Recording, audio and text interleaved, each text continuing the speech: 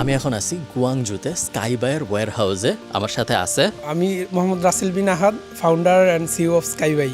আমাদের আশপাশে কোটি কোটি প্রোডাক্ট যেগুলো বিভিন্ন বাংলাদেশি মানুষজন চায়নার থেকে বাংলাদেশে ইম্পোর্ট করার জন্য স্কাইবাইকে ব্যবহার করে নিয়ে যাওয়ার জন্য এখানে সাজায় রাখা হয়েছে এবং প্রত্যেক শুক্রবার আপনি বললেন এগুলো একটা কন্টেইনার লোড দিই বাই সি এর জন্য।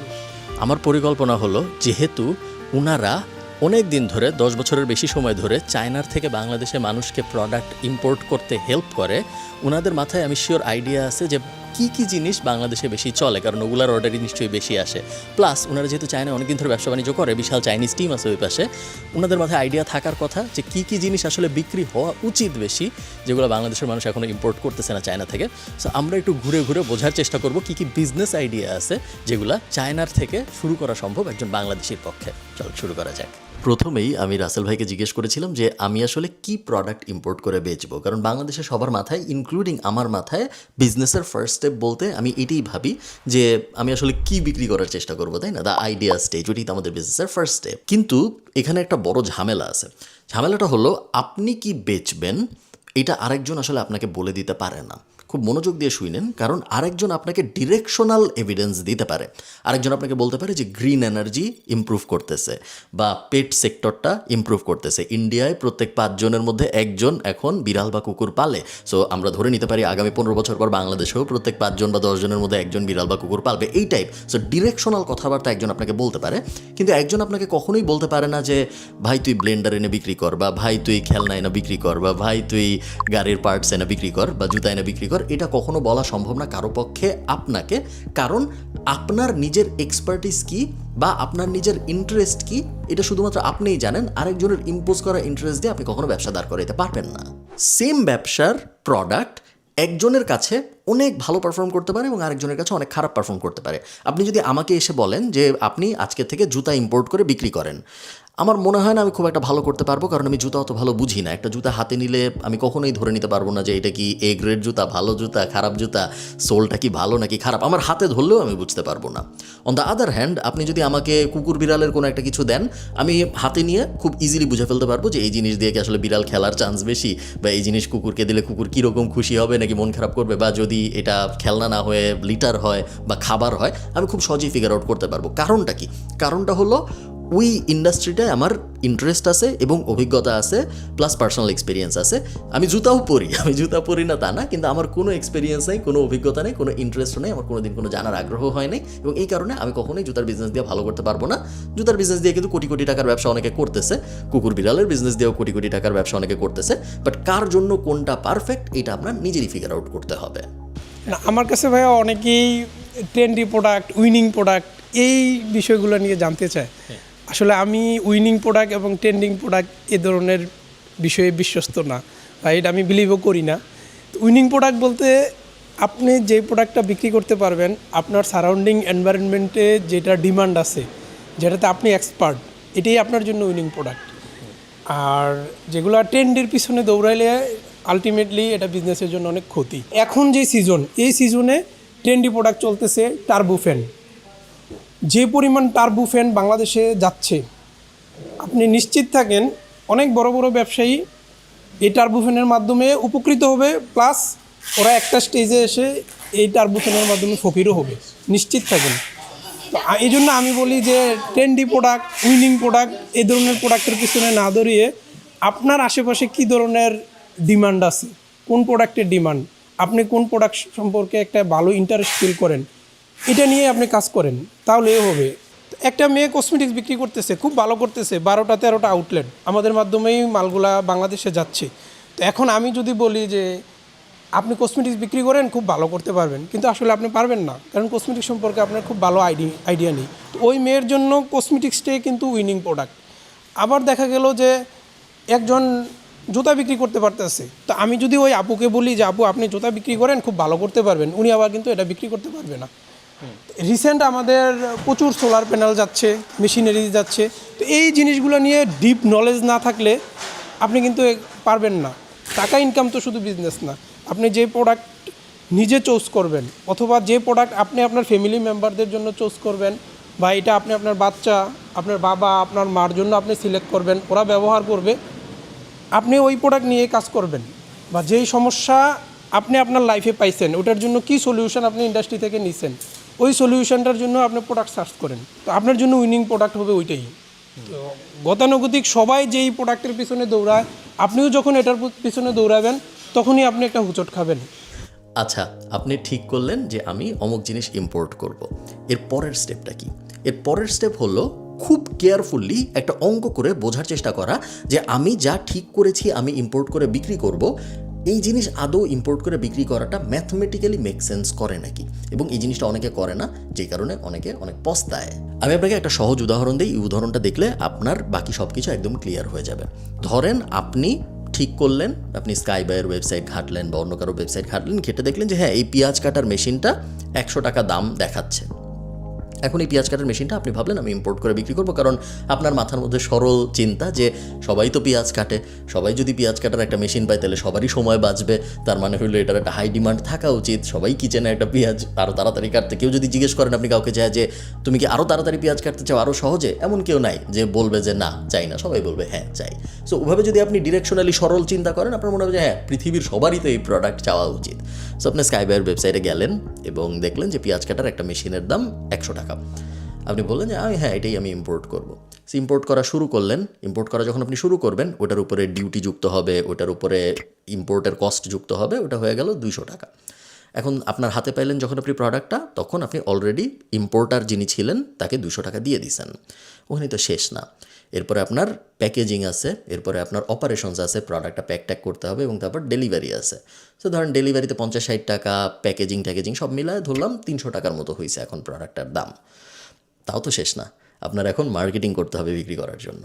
তো একটা প্রোডাক্ট বেচতে আমরা জানি $1, $2, $3ও খরচ হয়ে যায়। আমরা ধরলাম 200 টাকার মতো আপনার খরচ হবে মার্কেটিং করার জন্য। সো ওই প্রোডাক্টের দাম যায় কত দাঁড়াইলো? 500 টাকা। এখন আপনার তো প্রফিট মার্জিন রাখতে হবে। আপনি যেই দামে পুরো জিনিসটা করতেছেন ওই দামে যদি বিক্রি করে দেন তাহলে তো আপনার লাভ হইলো না, ব্যবসা দাঁড়াইলো না, তাই না? আপনার এখন প্রফিট লাগবে। তো আমি কত টাকা প্রফিট করবো? আমি ধরলাম আমি আরও 200 টাকা প্রফিট করবো। সো আমার 700 টাকা হয়ে গেল পুরো জিনিসটা। চিন্তা করেন, আপনি 700 টাকায় একটা পেঁয়াজ কাটার মেশিন বেচতেছেন, এখন সোশ্যাল মিডিয়ায় অ্যাড চালায়। যিনি কিনলো মানুষ, যিনি কিনলো সে যখন প্রোডাক্টটা হাতে পেল, সে কিন্তু প্রোডাক্টটা হাতে পেয়ে ভাববে যে এটা একটা 100 টাকার প্রোডাক্ট। কারণ আমরা জানি যে প্রোডাক্ট হাতে নিলে কিন্তু আমরা মোটামুটি বুঝি যে এটা কত টাকার প্রোডাক্ট হইতে পারে, আমাদের একটা ধারণা আছে নর্মালি। আমি ধরেন এই কলমটা হাতে নিয়ে যদি কেউ আমাকে বলে এই কলমটার দাম 400 টাকা, আমি তো তারা পাগল ভাববই, কারণ এই কলমের দাম কোনোভাবেই 400 টাকা হওয়ার কথা না। এটা তো আমি জানি যে 5 টাকা হবে, 10 টাকা হবে, হাইস্ট এর থেকে বেশি হওয়ার কথা না। ওই একইভাবে আপনার ওই পেঁয়াজ কাটার মেশিনটা যখন একজন হাতে নিবে, সে জানে যে এটার দাম কোনোভাবেই 100-150 টাকার বেশি হওয়ার কথা না, এবং এটার দাম আসলেও 100-150 টাকার বেশি না, চায় না। কিন্তু আপনি এই যে পুরো প্রসেস, পুরো অঙ্কটা করছেন, এই কারণে 100-150 টাকার প্রোডাক্ট উনি হাতে পাইতে 700 টাকা হয়ে গেছে, এবং ওইটা তো 700 টাকার কোয়ালিটির প্রোডাক্ট না। এতে করে কি হবে? ওনার মাথার মধ্যে একটা নেগেটিভ এক্সপিরিয়েন্স হবে। উনি আর জীবনে কোনো দিন আপনার কাছ থেকে কোনো কিছু অর্ডার দিবে না, এবং অন্য আরও 20 জনকে উনি বলবে আপনার কাছ থেকে কোনো কিছু অর্ডার না দিতে। আপনার বিজনেস 3 থেকে 6 মাসের মধ্যে গন। এবং প্রত্যেক বছর হাজার হাজার বিজনেস এই ফাঁদে পড়ে, এবং হাজার হাজার বিজনেসের সাথে এই জিনিস হয়। সে খুব তাড়াতাড়ি 2-3টা অর্ডার পায়, 5টা-10টা অর্ডার পায়, কারণ শুরুর দিকে কিছু অর্ডার আসে। তারপরে আপনি দেখবেন 2 বছর পরে আপনি ওই পেজ আর খুঁজে পাবেন না। 6 মাস পরে আপনি দেখবেন ওটা ডেড। 7 মাস পরে আপনি যা দেখবেন ওইখানে কোনো আর অ্যাক্টিভিটি নাই। তার কারণ কি? তার কারণ এরা কন্টিনিউ করতে পারে না কেউ, কারণ এই জিনিস এভাবে কন্টিনিউ করা সম্ভব না। এর পাশে আরেকটা অ্যাঙ্গেল আছে, সেটা হলো আরও মানুষজন ওই সেম জিনিস ইম্পোর্ট করতেছে, সেম জিনিস বিক্রি করার চেষ্টা করতেছে, এবং ওই একই জিনিসের বিভিন্ন গ্রেড আছে। ধরেন 100 টাকার পেঁয়াজ কাটার মেশিন আছে, সেম দেখতে 50 টাকার পেঁয়াজ কাটার মেশিন আছে। সো কেউ ওইটা আনতেছে। সো ওই কম্পিটিশনের ভিতরে আপনি যখন চলে যাবেন, কখনোই আপনি এই সরলীকরণ অঙ্কে ওই বিজনেস দিয়ে লং টার্মে একটা সাকসেসফুল ব্র্যান্ড দাঁড় করাইতে পারবেন না, এটা সম্ভব না। আমি এমনও লোককে চিনি যে পার ডে 30 থেকে 35 লক্ষ টাকা শুধু ফেসবুকে করতেছে, অথচ ওদের এই 30-35 লাখ টাকা দিয়ে ও কিন্তু নিজের একটা ব্র্যান্ড বিল্ড আপ করতে পারতো, নিজে সুন্দর একটা শপ নিতে পারতো, ওখানে বিভিন্ন স্মার্ট প্রোডাক্ট নিতে পারতো। তো ওদের চিন্তাভাবনা থাকে যে ফেসবুককে দেবো 300 টাকা, আমি বিক্রি করব, আমি প্রফিট করব 100 টাকা। তো এখানে আমি যদি 20,000 কোয়ান্টিটি বিক্রি করি, 20,000 × 100, ওরা চিন্তা করে এভাবে। আবার এই ব্যবসায়ীগুলোর মধ্যে আমি একটা জিনিস দেখলাম, ওদের সবসময় ফান্ড ক্রাইসিস থাকে, কারণ ফেসবুকে প্রচুর বুস্ট চালাইতে হয় ওদেরকে। এই ব্যবসায়ীদেরকে আমি আসলে মনে প্রাণে ঘৃণা করি, আমি ওদেরকে ওইভাবে তেমন হেল্পও করতে চাই না। যখনই বুঝি যে ওরা এই প্যাটার্নের, এটা আমার খুবই অপছন্দের একটা জিনিস। কিভাবে একটা প্রোডাক্ট দেখে আপনি বুঝতেছেন যে এইটা কেনা উচিত বা এটা ভালো চলতে পারে, এটা ভালো চলবে না, বোঝার উপায় কি আসলে? ভাইয়া এটা জাস্ট আপনি আপনার নিজেকে কোশ্চেন করেন যে আপনি আপনার বাচ্চার জন্য এই প্রোডাক্টটা নেবেন কি না। মানে ডিমান্ডগুলো হয় ফ্যামিলি থেকে, আত্মীয় স্বজন থেকে। আপনি দেখেন আমার বেবির জন্য আমি অবশ্যই এই প্রোডাক্টটা নিব। আই মিন প্রত্যেক ব্যবসায়ীরাই এরকম, এই প্রোডাক্টটা হিট হবে এটা বুঝেই যায়। ডিমান্ড সবসময় নিজের কাছ থেকে ক্রিয়েট হলেই ভালো। ভাইয়া ভিতরে যে অ্যাকচুয়ালি কেনাকাটা শুরু করে দিছে, উনি যখন কেনাকাটা করতেছে তখন আমি আপনাদের একটা জিনিস বলি, ওনার কথা সত্যি, but at the same time আমার এটাও মনে হয় মার্কেট রিসার্চ অবশ্যই ইম্পর্ট্যান্ট। আমার আশপাশের মানুষজন কী চায় সেটাই আমি ইম্পোর্ট করব, ওকে, বাট গাট ফিলিংয়েরও একটা ব্যাপার আছে। অনেক সময় অনেকে জানে না যে তার ওটা লাগবে, যেটা শুধু আপনিই জানবেন যখন আপনি ইন্টারন্যাশনাল জিনিসপত্র দেখবেন, নিজে রিসার্চ করবেন, কোনো একটা প্রবলেম অ্যাকচুয়ালি সলভ করার চেষ্টা করবেন। আমার পার্সোনালি মনে হয়, এটা একটা কন্ট্রোভার্সিয়াল ওপিনিয়ন হইতে পারে, আমার পার্সোনালি মনে হয় চায়নায় এভাবে দোকান ঘুরে ঘুরে প্রোডাক্ট খুঁজে বের করা সম্ভব না। আমার পার্সোনালি মনে হয় অনলাইন অনেক বেটার, কারণ অনলাইনে আমি একবারে সব দেখতে পারি। ধরেন কথার কথা, আমি গুয়াংজুর এই জায়গাটায় আজকে আসছি যেইখানে কোটি কোটি খেলনা পাওয়া যায়। গুয়াংজুতে আরও অনেক জায়গা আছে যেখানে কোটি কোটি খেলনা পাওয়া যায়, আরও অনেক কিছু আছে যেগুলো হয়তো খেলনার থেকে আরও বেটার। আমার পক্ষে কখনোই, আর গুয়াংজু তো চায়নার একমাত্র জায়গা না, চায়নায় আরও হাজার হাজার জায়গা আছে। আমার পক্ষে এক জায়গায় বসে সব কিছুর বিষয়ে একটা জ্ঞান নেওয়া আসলে গুয়াংজুতে বসে সম্ভব না, বা বিভিন্ন জায়গায় ভিজিট করে পুরো সম্ভব না। সো আমি হলে হয়তো অনলাইনে বসে পুরো জিনিসটা করার চেষ্টা করতাম, এক এক করে দোকানে ভিজিট না করে। এবং তারপর আমার যখন একটু জেনারেল ইন্ডিকেশন থাকতো যে হ্যাঁ এই জিনিস আমার দরকার, এরপরে ডিপেন্ডিং অন সেটা কোন জিনিস, ওটা যদি এমন একটা জিনিস হয় যেটার জন্য আমার অনেক কাস্টমাইজেশন লাগবে, ওটা যদি এমন একটা জিনিস হয় যেটা আমার স্পেসিফিক ডিজাইনের উপরেই কারো বানায় দিতে হবে, এরকম যদি হতো তাহলে হয়তো আমি চায়না আসতাম, এসে তারপরে ম্যানুয়ালি দেখে বোঝার চেষ্টা করতাম যে হ্যাঁ এই জিনিসই আমার শিওর, এটা আমি নিব নাকি। তারপর স্কাই বাই টাইপ কাউকে দিয়ে ইম্পোর্ট করে ওটা বাংলাদেশে পৌঁছায় দিতাম। আর যদি তা না হয়, খেলনা টাইপ জিনিসপত্র হতো, তাহলে আমি সরাসরি ইম্পোর্ট করে ফেলতাম, আমি চায়না আসার হ্যাসেল নিতাম না। কারণ এটা জাস্ট আমি আমার পার্সোনাল এক্সপিরিয়েন্স, আমি কীভাবে চিন্তা করতেছি এটা বলতেছি, তার মানে এই না যে আপনার এটা করতে হবে। আপনি আসতে চাইলে আসবেন, ঘুরতে চাইলে ঘুরবেন। আর আরেকটা ব্যাপার হলো দামাদামি, আমি দামাদামি পছন্দ করি না। এখানে আসলে অনেক দামাদামি করতে হয়, যেটা আমার মনে হয় অনলাইনে অত করা লাগে না। এগুলো জাস্ট আমার মনে হইতেছে এই মার্কেট দেখে। আমি ব্যক্তিগতভাবে যেহেতু আমি অনেক খুচরা প্রোডাক্ট, অনেক লাইন নিয়ে কাজ করি, আমার ওয়ারহাউসে দেখেন লাখ লাখ প্রোডাক্ট, তো এখানে ভেরিয়েশন অনেক। এখানে আমাদের প্রত্যেকটা শিপমেন্টেই 100-150 নতুন নতুন আইটেম আসে। তো এখানে আমার সবচেয়ে বেশি খারাপ লাগে, বাংলাদেশের ম্যাক্সিমাম ব্যবসায়ীরা নিজেদের ব্র্যান্ড বিল্ড আপ করতে চাচ্ছে না। সবাই চায় কি একটা শর্ট টাইমের মধ্যে টাকা ইনকাম করে বড়লোক হয়ে যাবে। ব্যক্তিগতভাবে আমি অনেক বড় বড় কাস্টমারদেরকে আমি চিনি, হ্যান্ডেল করি। ওরা কি করে বিভিন্ন ধরনের ল্যান্ডিং পেজ বানায়, করিম, রহিম, কুদ্দুস, বিভিন্ন আবেজাবে নামে চায়না থেকে একটা আজেবাজে একটা প্রোডাক্ট নিয়ে ধরেন ওই প্রোডাক্টের দাম 20 টাকা। বিশ্বাস করেন এক্স্যাক্টলি ওই প্রোডাক্টের দাম 20 টাকাই। তারপর এই প্রোডাক্টটা ওরা অ্যাড খরচ করে অলমোস্ট 400 টাকা, তাহলে 420 টাকা। তারপরে এই প্রোডাক্টটা ওরা বিক্রি করতেছে অলমোস্ট আপনার 600 টাকার মতো একটা প্রোডাক্ট। তো ওরা ওই প্রোডাক্টটা 3000-4000 পিস বিভিন্ন আজেবাজে পেজ দিয়ে শুধু টাকার জোরে বুস্টিংয়ের উপরে বিক্রি করতেছে। 20 টাকার প্রোডাক্টও বিক্রি করতেছে 600 টাকা। তো এই প্রোডাক্টটাই একটা ক্লায়েন্ট যখন পাওয়ার পরে ও তো জানে 20 টাকার প্রোডাক্টও 620 টাকায় পাইছে, তো এখানে তো বোঝাই যায় যে প্রোডাক্টটা কী। তারপর ওর যে একটা অনলাইন বিজনেসের উপর বা ওই যে ক্লায়েন্ট যে অনলাইন মানি যে খারাপ, এই লোকগুলোর জন্যই কিন্তু ইন্ডাস্ট্রিটা নষ্ট হয়। তো আপনি সব কিছু গুয়াংজুতে পাবেন বিষয়টা এমন না। গুয়াংজু হচ্ছে জাস্ট একটা ট্রেডিং জোন। তো টয়ের জন্য আপনি ইউতে চলে যেতে পারেন, ইউতে অনেক ধরনের ট্রেডিং প্লাস ওখানে অনেক ধরনের ফ্যাক্টরি আছে। তো ওরা কিন্তু সব ফ্যাক্টরি থেকেই কালেকশন করে, ওরাও কিন্তু এক ধরনের ট্রেডার। বাঙালি অনেক ব্যবসায়ী এখানে আসে। তো আলটিমেটলি এখান থেকে কিন্তু আপনার যে আলিবাবার যে ওয়েবসাইটের মাধ্যমে যদি আপনি একটা ফ্যাক্টরির সন্ধান পান, ওখানে যদি বার্গেনিং করেন, নেগোসিয়েশন করেন, এর থেকে অনেক কম দামে কিন্তু প্রোডাক্টটা পাবেন। তো আমাদের বাংলাদেশের যে বিজনেস, আমাদের ওয়েবসাইটেও কিন্তু এই ধরনের সব প্রোডাক্টই আছে। এটা একটা বাচ্চাদের বাবল ফোলানোর যে বেশি ইয়াগুলা টয়গুলা ওইগুলা, তো সেম টয়টাই ও আমার কাছে এখন চাইলো যে 20 এমবি হচ্ছে অলমোস্ট 380 টাকার মতো বাইং প্রাইস। তো সেম প্রোডাক্টটা আপনি অনলাইনে দেখেন যে 149 টাকা। তো এই ধরনের প্রোডাক্টের জন্য আপনি যদি ডিরেক্ট ফ্যাক্টরির সোর্স পান, এটা আপনার জন্য ভালো হয়। অনলাইনে কম, কিন্তু এই দোকানে বেশি, কারণ অনলাইনে আসতেছে ফ্যাক্টরি থেকে। হ্যাঁ, অনলাইনে ডিরেক্ট ফ্যাক্টরির সাথে আসে। আর এখানে উনি কিনে আনছে ফ্যাক্টরি থেকে কিনে আসে, এখানে বসাচ্ছে। এই যে একটা এক্সপেন্সিভ জায়গা, এখানে অনেক টাকা অ্যাডভান্স, অনেক টাকা রেন্ট, অনেক ইস্যু আছে। আর এই জায়গাটাতে মূলত এটা নেওয়ার টার্গেটে হচ্ছে ফরেনদেরকে টার্গেট করে। তো ওরা ফরেনদের কাছে এখানে বিক্রি করে, এই কারণে এখানে প্রোডাক্টগুলো অনেক দাম।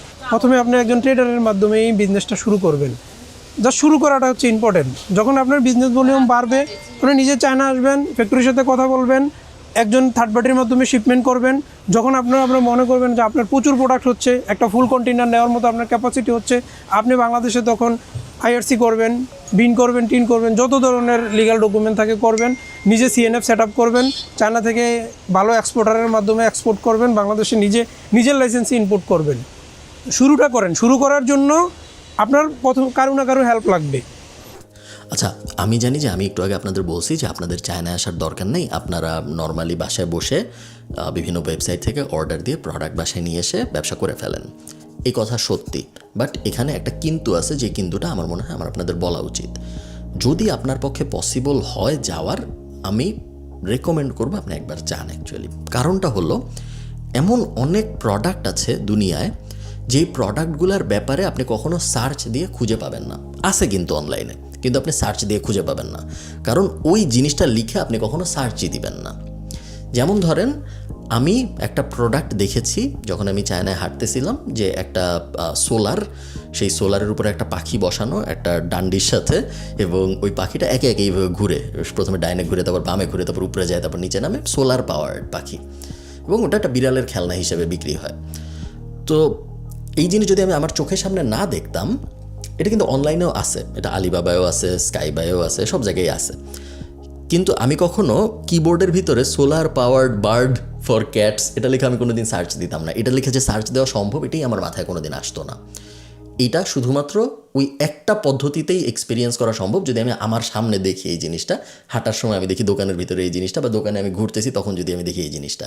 ওই ডিসকভারেবিলিটি ওই একভাবেই পসিবল, অনলাইনে সার্চ দিয়ে এটা বানানো পসিবল না, কারণ আমি কখন এই জিনিস সার্চ দেওয়ার কথা আমার মাথায় আসবে না। এবং এরকম অদ্ভুত অদ্ভুত অনেক প্রোডাক্ট আমি দেখছি চায়নায় যখন আমি ছিলাম, যে ধরেন একটা রোবট, সেই রোবটটা কথা বলে, সেই রোবটটা ডিগবাজি দেয়, আবার সেই রোবটটার নিচে ড্রোনের মতো পাখা লাগানো, সেই রোবটটা উঠতেও পারে, বাট দেখতে আবার কুকুরের মতো, ওটা বাচ্চাদের খেলনা। তা আমি কী লিখে সার্চ দিলে এই জিনিস পাবো আমার কোনো ধারণাই নাই। আমি কি ডগ, রোবট, ড্রোন, কোনো সেন্স নাই। সো এইরকম ইউনিক ইউনিক জিনিসের জন্য যাইতে পারলে আমার মনে হয় খুব একটা খারাপ না। যদি যেতে নাও পারেন, যখন আপনি সার্চ দিবেন তখন মনে রাখেন যে আপনি যা যা বেসিক সার্চ দিচ্ছেন তার বাইরেও একটা বিশাল দুনিয়া আছে, হাজার হাজার টাইপের প্রোডাক্ট আছে, যেগুলা আপনি যত ইনোভেটিভ সার্চের অ্যাঙ্গেল আনতে পারবেন তত আপনার সামনে এক্সপোজড হবে। যদি তা না করেন তাহলে আপনি এই বড় অংশের একটা প্রোডাক্ট, ইউনিক প্রোডাক্ট আপনার চোখের সামনে কখনো হয়তো পাবেনই না। সো আমরা যদি একটু সামারি করার চেষ্টা করি, যে আমি যদি আজকে ঠিক করি চায়না থেকে আমি ইম্পোর্ট করে প্রোডাক্ট একটা ব্যবসাদার করাবো, তাহলে আমার স্টেপগুলো কী কী? 1 নম্বর স্টেপ হলো একটা প্রবলেম খুঁজে বের করা। আমার খুঁজে বের করতে হবে এমন একটা প্রবলেম, যেই প্রবলেমটা আমি একটা ইম্পোর্টেড প্রোডাক্ট দিয়ে সলভ করতে পারবো। প্রবলেম কী হইতে পারে? দুনিয়া হাজার হাজার প্রবলেম আছে। এয়ার পলিউশন থেকে শুরু করে কার অ্যাক্সেসরিজ লাগবে আমার ভালো, কারণ মোবাইল পড়ে যায় গাড়ির ভিতর, থেকে শুরু করে হাজার হাজার লাখ লাখ টাইপের প্রবলেম আছে দুনিয়ায়। কোনো একটা প্রবলেম আমি পিক করবো এবং তারপরে আমি রিসার্চ করা শুরু করব। পসিবল হইলে যাব, পসিবল না হইলে স্কাইবাইটের ওয়েবসাইট দিয়ে রিসার্চ করব, বা অন্য যারা যারা ওয়েবসাইট আছে এরকম তাদের দিয়ে রিসার্চ করব, বা আলিবাবা দিয়ে রিসার্চ করব, বা নর্মাল এআই দিয়ে রিসার্চ করব, যে এই প্রবলেম কী কী প্রোডাক্ট দিয়ে সলভ করা সম্ভব। থার্ড স্টেপ, ওই প্রোডাক্টটা আমি ইম্পোর্ট করব। ইম্পোর্ট যত কম পারা যায় তত করব, এবং ইম্পোর্টের সময় আমি ইনিশিয়াল স্টেজে কাস্টমাইজেশন হয়তো অত ভাববো না এই টাইপের বিজনেসের জন্য, কারণ আমি জাস্ট বুঝতে চাচ্ছি যে আমি যে প্রোডাক্টটা ইম্পোর্ট করতেছি সেই প্রোডাক্টটা আদৌ মানুষ কিনবে নাকি ওই প্রবলেমটা সলভ করার জন্য। ইম্পোর্ট হয়ে গেল, এরপরে আমি বেসিক ফেসবুক অ্যাড চালাবো। $50 থেকে $100 বেশি আমি খরচ করব না, বোঝার জন্য যে আদৌ আমি যে প্রোডাক্টটা ইম্পোর্ট করছি সেই প্রোডাক্টটা মার্কেটে চলবে নাকি চলবে না। যদি চলে খুবই ভালো, আমি ওই প্রোডাক্ট আরও ইম্পোর্ট করব এবং রিলেটেড প্রোডাক্টস আরও ইম্পোর্ট করা শুরু করব। সো ধরেন এয়ার পলিউশনের জন্য প্রথমে যদি আমি পিউরিফায়ার এনে থাকি, এরপরে আমি ইউনিক মাস্ক আনবো, তারপরে আমি বাসার ভিতরে বিভিন্ন জিনিস ঝুলানোর আনবো যেগুলো দিয়ে এয়ার পিউরিটি বাড়ে, এরপরে আমি জানালায় লাগানোর বিভিন্ন জিনিস আনবো যেগুলো দিয়ে বাইরের বাতাস ফিল্টার হয়ে ভিতরে ঢুকে, এরপরে আমি এসির গায়ে লাগানোর বিভিন্ন জিনিস, আপনারা বুঝতে পারতেছেন আমি কী বলতেছি। সো ওই ইউনিভার্সের ভিতরে আমি এক্সপ্যান্ড করার চেষ্টা করবো আস্তে আস্তে, এবং তারপরে আমি আস্তে আস্তে অন্যান্য ইউনিভার্সে যাব। আর প্লাস যেই প্রোডাক্টটা শুরুতে আমার বিক্রি হয়েছে ওটা তো আমি আরও ইম্পোর্ট করবোই, এবং এইভাবে আস্তে আস্তে আমি আমার কাস্টমার বেস বড় করবো, আমার ব্র্যান্ড বড় করবো, এবং আমার ব্যবসা বড় করব। চাইনিজ প্রোডাক্ট ইম্পোর্ট করে বাংলাদেশে হাজার হাজার মানুষ লাখ লাখ টাকা ইনকাম করতেছে। একদমই কঠিন না পুরো ব্যাপারটা, অ্যাকচুয়ালি পুরো ব্যাপারটা অনেক সহজ হয়ে গেছে এরকম বিভিন্ন কোম্পানি থাকার কারণে। এখন পুরো ব্যাপারটাই চলে আসছে দুইটা জিনিসের উপরে। এক, আপনি ঠিক প্রবলেম পিক করে ঠিক প্রোডাক্ট ইম্পোর্ট করতে পারতেছেন নাকি, এবং 2 আপনার মার্কেটিং স্কিল কেমন। এই দুইটা জিনিস যদি ঠিক হয়, প্রোডাক্ট ইম্পোর্ট করার ঝামেলা, প্রোডাক্ট ডেলিভারি দেওয়ার ঝামেলা, টাকা নেওয়ার ঝামেলা, এগুলো সব কিন্তু অলরেডি সলভড। সো আপনার এগুলোর কোনোটাই আর কষ্ট হওয়ার কথা না। আশা করি এই ভিডিওটা আপনাদের ভালো লেগেছে। যদি ভালো লাগে আমাকে কমেন্টে জানাবেন। টাটা।